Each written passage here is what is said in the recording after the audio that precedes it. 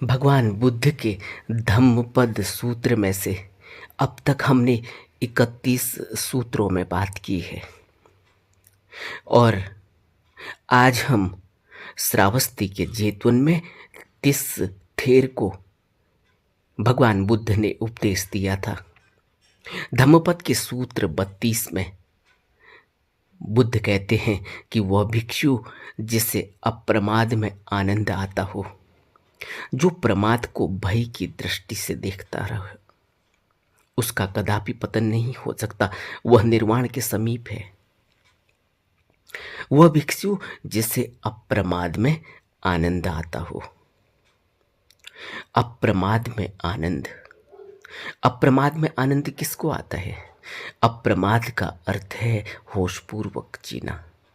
अप्रमाद का अर्थ है कि मनुष्य ध्यान की ऊंचाइयों में होश को, स्मृति को बनाए रखते हुए इस भव के सुख दुख में नहीं फंसता, सुख दुख से सुखी और दुखी नहीं होता, बल्कि उपेक्षित रहकर आनंदित महसूस करता है।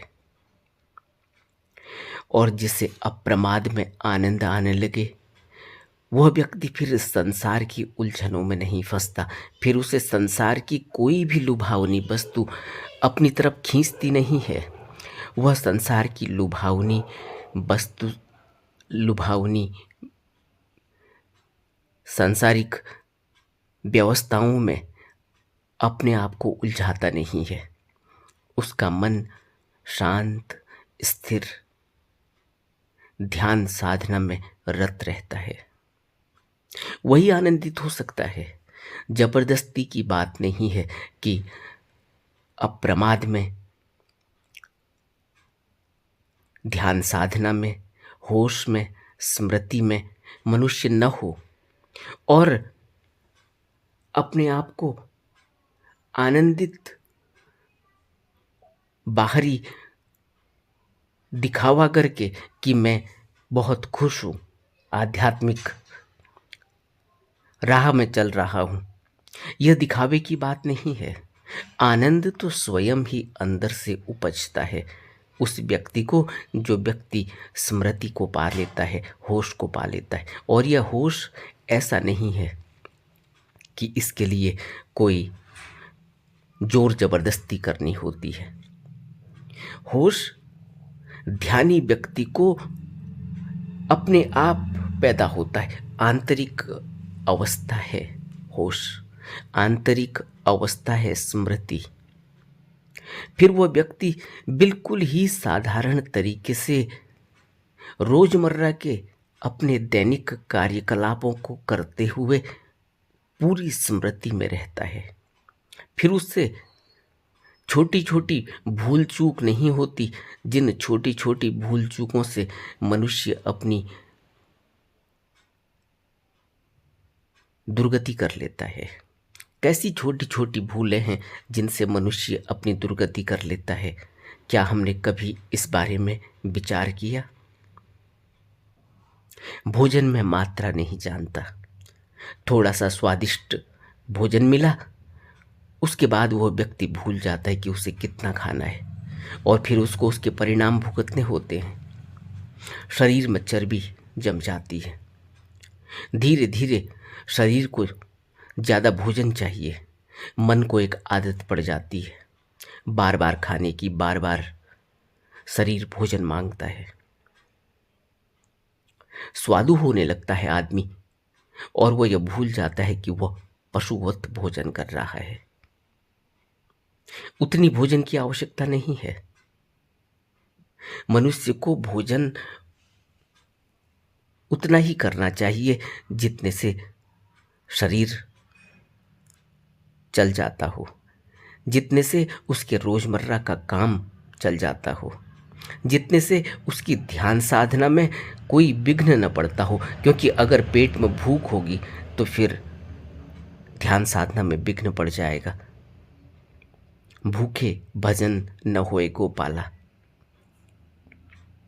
और दूसरी बात यह है कि जो व्यक्ति सांसारिक पदार्थों में रस खोज रहा हो, वह व्यक्ति अप्रमादी होने का और आनंदित होने का झूठा स्वान अगर करता हो तो भी उसके क्रियाकलापों से यह जाहिर होता है कि वह व्यक्ति सांसारिक पदार्थों के पीछे सुख खोज रहा है, दौड़ लगा रहा है। भोजन में मात्रा नहीं जानने वाला, आलस्य में लीन व्यक्ति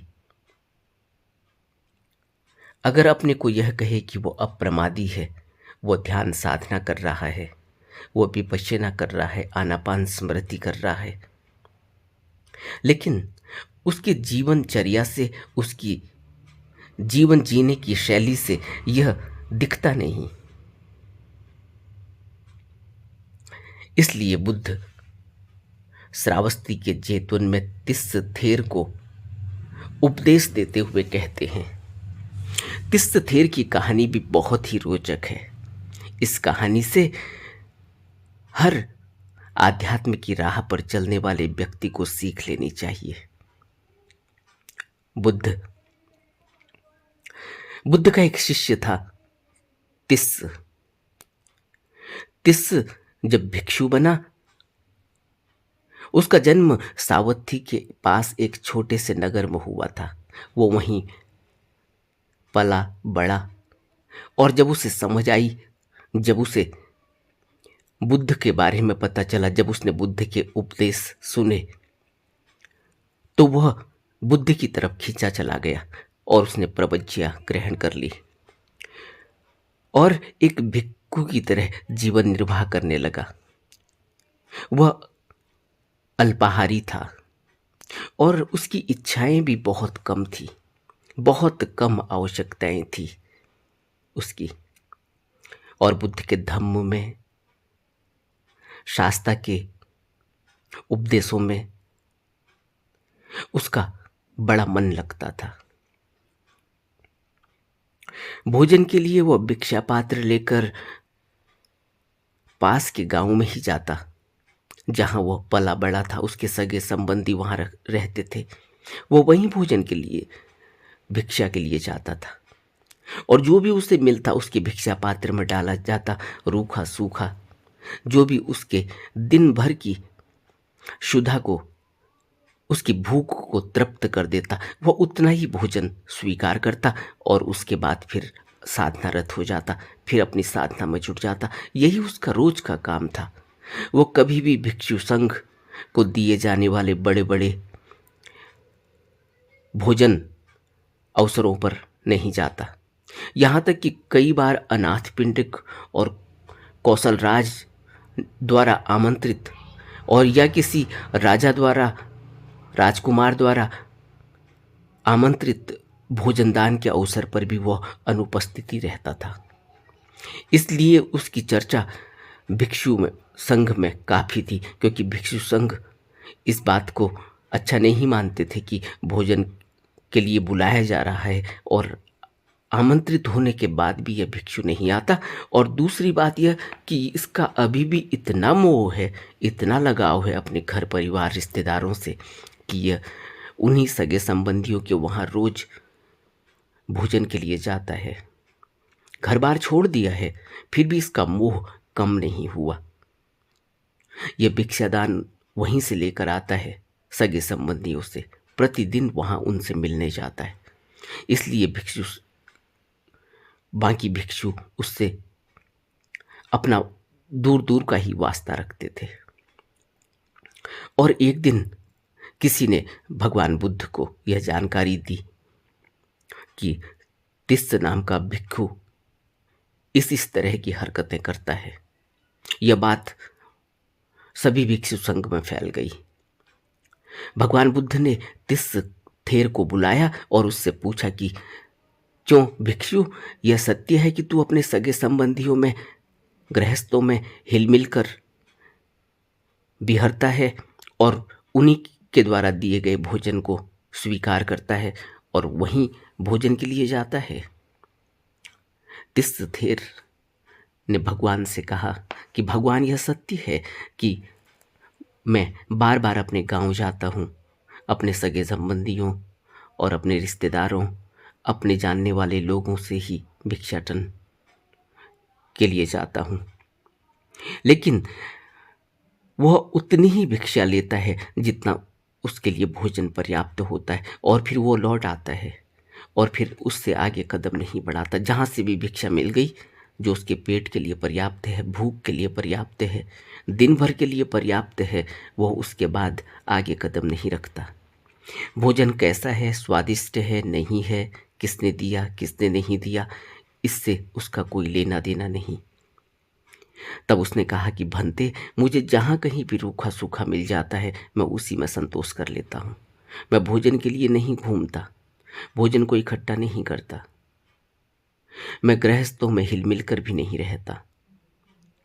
सम्यक संबुद्ध ने सभी भिक्षुओं के सामने तिस्त थेर की प्रशंसा की और बोला कि साधुवाद है भिक्षु को, और तेरे जैसे ही अन्य भिक्षुओं को भी होना चाहिए।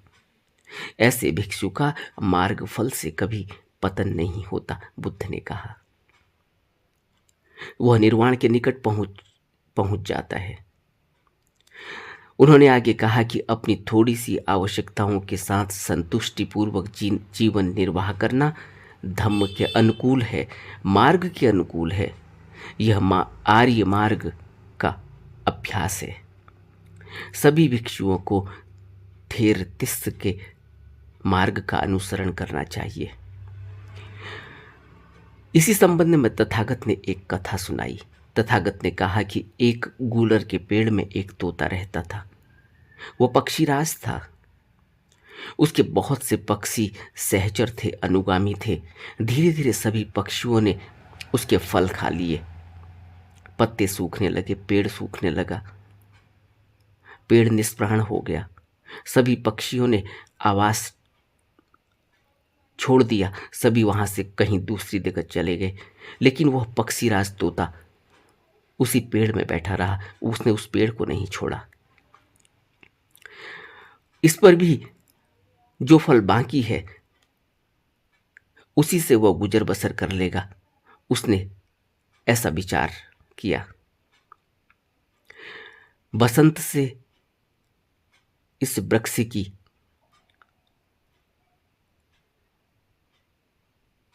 कोठर में उसने उस वृक्ष के अंदर ही अपना जीवन बिताया। बहुत से बसंत ऐसे ही बीत गए। सभी पक्षी उस पेड़ से उड़ चुके थे, तोता वहीं था। एक दिन शक्र नाम का देवता और उसकी पत्नी सुजाता वहां आए। उन्होंने तोता की परीक्षा लेनी चाहिए। पेड़ को अपने दिव्य प्रताप से ऐसे हिलाया मानो वह गिर रहा हो, एक झंझावत आ गया हो, जैसे मानो किसी बाज ने झपट्टा मार दिया हो। फिर भी वह तोता वहां से नहीं गया, वो वहीं बैठा रहा। तब देवता और उसकी पत्नी सुजाता तोते के पास गए और उससे पूछा कि जब सभी पक्षियों ने यह पेड़ छोड़ दिया, फिर वह अब तक यहाँ क्या कर रहा है, दूसरी जगह आश्रय क्यों नहीं बना लेता। तोता ने कहा, नहीं, इस पेड़ के साथ उसकी कृतज्ञता जुड़ी हुई है। वो इस पेड़ का कृतज्ञ है कि उसने इतने लंबे समय तक मुझे आश्रय दिया, मुझे मीठे मीठे फल खाने को दिए। मैं उसे कैसे भूल सकता हूँ। जब तक मुझे इस पेड़ से पर्याप्त भोजन मिलता रहेगा, मैं यहीं रहूँगा, अन्यत्र नहीं जाऊँगा। अगर यह उजाड़ भी हो जाए तो भी मैं इसके कृत्य को कैसे भूल सकता हूँ, कृतज्ञता कैसे विस्मृति कर सकता हूँ, कैसे विस्मृत कर सकता हूँ। उसका यही आसरा है, मेरा यही आसरा है, मैं इसको नहीं छोड़ सकता। तब तथागत ने कहा कि पक्षीराज तोता वो स्वयं थे और शक्र अनुरुद्ध था। तथागत ने कहा कि उत्साह में तत्पर और आलस्य में भय देखने वाला भिक्षु निर्वाण के निकट ही होता है। उत्साह में तत्पर और आलस्य में भय। जो भिक्षु अप्रमाद में रत है, प्रमाद से भय खाने वाला है, उसका पतन नहीं होता, वह तो निर्वाण के समीप पहुंचा हुआ होता है। ऐसे कहते हुए तथागत ने यह सूत्र कहा था, अपमाद रतो भिक्खु पमादे भय दस्सिवा अभब्बो परिहानाय निब्बानस्से संतिके। अपमाद रतो भिक्खु पमादे भय दस्सिवा, जिसको प्रमाद से भय है, जिसको अप्रमाद में आनंद आता है। अभब्बो परिहानाय निब्बानस्से संतिके, ऐसा भिक्षु निर्वाण के समीप होता है। बुद्ध के इन वचनों को जब हम अपने जीवन में उतारते हैं तो हमें यह बात जरूर अपने अंदर बैठानी चाहिए कि अप्रमाद हमारे जीवन में है। हमारा जीवन किस तरह से जिया जा रहा है, उसमें कितना द्वेष है, कितना क्रोध है, कितना राग, कितनी तृष्णा है। और आनंद, अगर झूठा आनंद अभी तक मैं ले रहा हूँ, अभी मैं अप्रमादी होने का स्वान कर रहा हूँ, अभी मैं आनंद संसार में खोजता हूँ, प्रमादवश मेरा जीवन जिया जा रहा है, मैं सांसारिक इच्छाओं से, सांसारिक कलह कलेश से बाहर नहीं आया, मैं अभी बैर, ईर्ष्या और द्वेष से ऊपर नहीं उठा, तो मेरा जीवन अप्रमाद में आनंदित कैसे हो सकता है। और एक भिक्षु होने के नाते, एक आध्यात्म की राह पर चलने वाले मनुष्य को अगर आनंद महसूस हो रहा है ध्यान साधना में, अगर उसे संसार की कोई वस्तु सताती नहीं, तड़पाती नहीं, विचलित नहीं करती, सांसारिक मोह, सांसारिक वस्तुओं में उसकी कोई दिलचस्पी नहीं, उसको कोई रस नहीं, ऐसे व्यक्ति को अप्रमाद घटित हो चुका है ऐसा समझ लेना चाहिए। नहीं तो अगर कोई व्यक्ति ध्यान साधना करता है और साथ ही उसको अभी भी अगर रस है सांसारिक पदार्थों में, भोग विलास में, अच्छे अच्छे खाने में, स्वादिष्ट भोजन, सिनेमा, नाच गाने, और दिलचस्पी है लोगों से मिलना और समाज की, संस्कृति की, संसार की, रोजमर्रा के जो भी कृत्य हो रहे हैं, जो भी घटनाएं घट रही हैं, अगर उनमें वह दिलचस्पी ले रहा है कि क्या अच्छा हुआ, क्या नहीं अच्छा हुआ, और अपने आप को उन सब घटनाओं से जोड़कर अगर वह उनसे ग्रसित हो जाता है, अगर वह घटनाएं उसके जीवन का हिस्सा बन जाती हैं, अगर वह उनसे प्रभावित हो रहा है, अगर कोई भी घटनाएं, अगर कोई भी सांसारिक इच्छाएं, कोई भी संसार का लुभावनापन अगर उसको अभी खींच रहा है अपनी तरफ, तो फिर समझना चाहिए कि अभी ध्यान कच्चा है। अगर संसार की बातें, लोगों की बातें उसको प्रभावित कर रही है और उसकी ध्यान साधना में फर्क पड़ रहा है, तो फिर यह समझना चाहिए कि अभी ध्यान कच्चा है, अभी मुझे अप्रमाद में आनंद नहीं आया। अप्रमाद का अर्थ है होश, और होश उसी व्यक्ति को आनंदित कर सकता है जिस व्यक्ति को के अंदर होश गहरा हो चुका हो, होश ने जड़ें जमा ली हों, जो उसकी जीवन शैली का हिस्सा बन चुका है, जो उसका अब जीने का तरीका बन चुका है। इस होश से तो आनंद मिलता है, इस होश से ही वह प्रमाद को भय की दृष्टि से देखता है, क्योंकि प्रमाद जिस व्यक्ति के अंदर अभी बना हुआ है, उस व्यक्ति की कलह कलेश की समस्याएं, उस व्यक्ति के दुख, उस व्यक्ति के विकार उसको प्रभावित करते हैं, उसको दुख में धकेल देते हैं। और बहुत छोटी छोटी घरेलू बातों में, बहुत छोटे छोटे नगण्य विचारों में वह अपना समय बर्बाद करता है, क्योंकि उसके कान अभी लोगों की बातें सुनते हैं, उसकी आंखें अभी बाहर सुख खोज रही हैं, उसकी नाक अभी स्वादिष्ट भोजन, स्वादिष्ट सुगंध ले रही है। ऐसे व्यक्ति को अभी सुख नहीं मिलता। ऐसा व्यक्ति कोशिश जरूर करता है कि वह अप्रमादी है, आनंदित महसूस कर रहा है, लेकिन हकीकत कुछ और है। वो यह दिखाने की कोशिश करता है, लेकिन वह भिक्षु नहीं। बुद्ध इसको हमें स्पष्ट कर रहे हैं तिस्स